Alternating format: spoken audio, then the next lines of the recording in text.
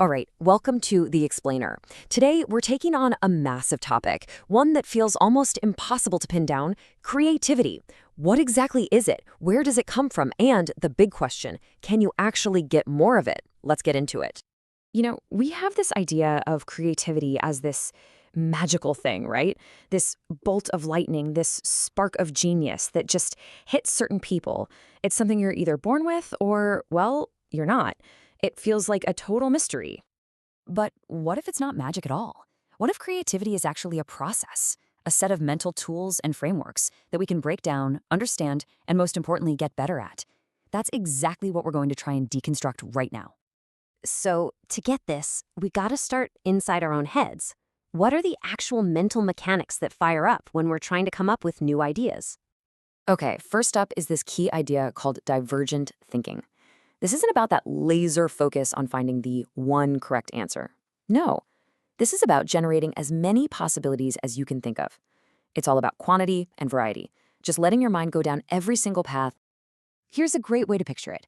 Instead of a super intense laser beam hunting for one specific solution, divergent thinking is like a huge sweeping searchlight. It's scanning the entire landscape, looking for anything and everything that might be out there. It's about going wide, not just deep.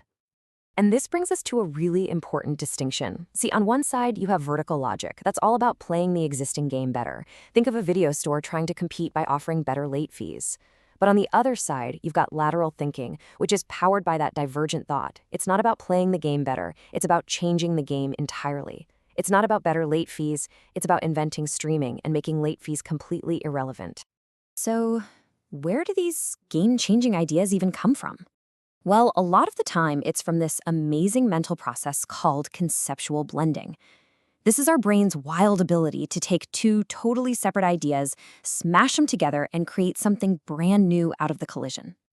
Just think about the screen you're looking at right now. Someone took the idea of a physical desktop with folders, files, and a trash can and blended it with the abstract power of a computer. And boom, the result was the intuitive graphical user interface we all use every single day. That blend completely changed our relationship with technology. It's the engine behind so many breakthroughs. Okay, so our minds have gone wide. We've generated this flood of new ideas. Awesome. But how do we actually sort through all of it and turn a tiny spark into something real? That brings us to our next section, from spark to reality. So psychologists actually have a way to measure creative output, and it rests on these 4 pillars. Let's say we're brainstorming uses for a paperclip. Fluency is just the sheer number of ideas you can list. Flexibility is about how many different categories those ideas fall into, not just for paper, but maybe for art or as a tool or even as jewelry. Originality is how statistically rare and unique your ideas are. And finally, elaboration is how much detail you can flesh out for each idea. A really killer creative solution usually scores high on all 4. Look, having a ton of original ideas is fantastic, but it's really only half the battle. An idea that's super original but totally useless? Well, that's not creativity. That's just being eccentric. So how do we define what makes a creative idea successful? It really boils down to this simple but incredibly powerful equation. See, true creativity has 2 parts that are absolutely essential: novelty and value. The idea has to be new, for sure, but it also has to be useful or effective or meaningful in some way. If either one of those is 0, then the total creative output is 0. And then there's this third component, something a little more magical. Let's call it artistry. This is the human touch. It's that emotional connection, that subjective feeling, what some call qualia, that separates something that's just functional from something that is truly sublime. It's the difference between a sentence that's grammatically perfect and a line of poetry that actually moves you. And now, of course, we have to talk about the elephant in the room. What does any of this mean in a world where AI can generate incredible art, music, and text in a matter of seconds? This quote just nails it. Think about it. If an AI can produce 1,000 answers in a flash, then human genius isn't about having the answer anymore. It's about being the person who can ask the perfect, most insightful question. The question that cracks open a whole new world for the AI to go explore. So what's the real difference here?